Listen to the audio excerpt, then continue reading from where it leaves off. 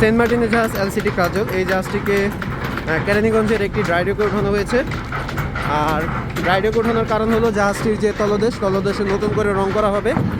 আর জাহাজটির যে আপনার যদি একটু ভালোভাবে লক্ষ্য করেন, জাহাজটির তলদেশে অনেক মরিচা পড়েছে, যেহেতু এটি লোনা পানিতে চলাচল করে।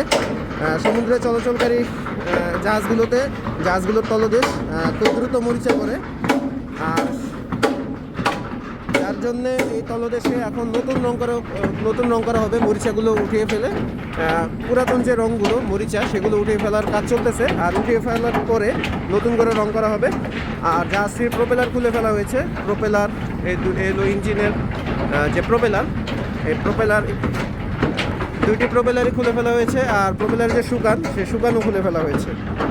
জাহাজটিকে স্লিপার সিস্টেমে ওঠানো হয়েছে কেরানীগঞ্জের ড্রাই ডকে। আর কাজ শেষে ডক থেকে নামিয়ে ফেলা হবে।